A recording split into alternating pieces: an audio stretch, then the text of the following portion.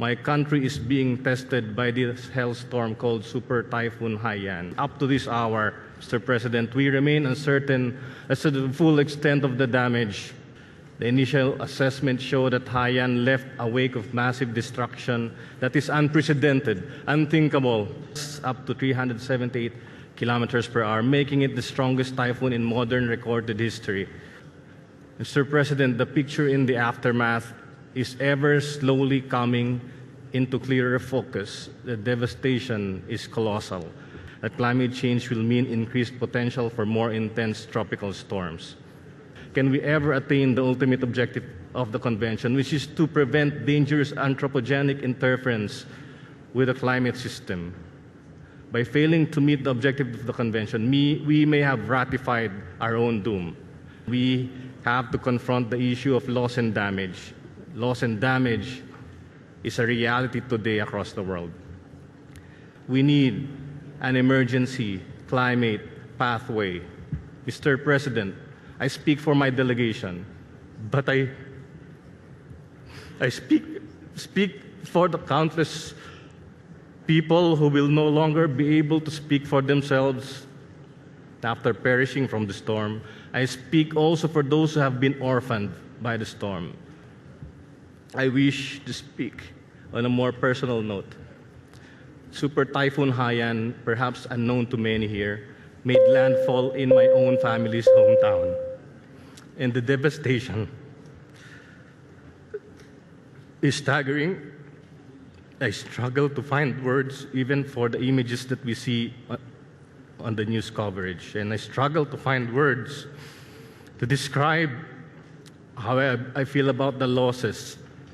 Up to this hour, I agonize, waiting for word to the fate of my very own relatives. What gives me renewed strength and great relief is that my own brother has communicated to us and he had survived the onslaught. In the last 2 days, he has been gathering bodies of the dead with his own 2 hands. He is very hungry and weary as food supplies find it difficult to arrive in that hardest hit area. Mr. President, these last 2 days, there are moments when I feel that I should rally behind climate advocates who peacefully confront those historically responsible for the current state of our climate.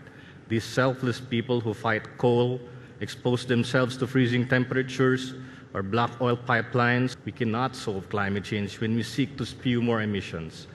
In solidarity with my countrymen who are struggling to find food back home, and with my brother who has not had food for the last 3 days, with all due respect, Mr. President, and I mean no disrespect for your kind hospitality, I will now commence a voluntary fasting for the climate. This means I will voluntarily refrain from eating food during this COP until a meaningful outcome is in sight, until concrete pledges have been made to ensure mobilization of resources for the Green Climate Fund. We cannot afford a 4th COP with an empty GCF, until the promise of the operationalization of a loss and damage mechanism has been fulfilled, until there is assurance on finance for adaptation, until we see real ambition on climate action in accordance with the principles we have so upheld. Mr. President, this process under the UNFCCC has been called many, many names. It has been called a farce. It has been called an annual carbon-intensive gathering of useless frequent flyers. And this hurts. The UNFCCC, the project to save the planet, it has also been called Saving Tomorrow Today. We can fix this. We can stop this madness.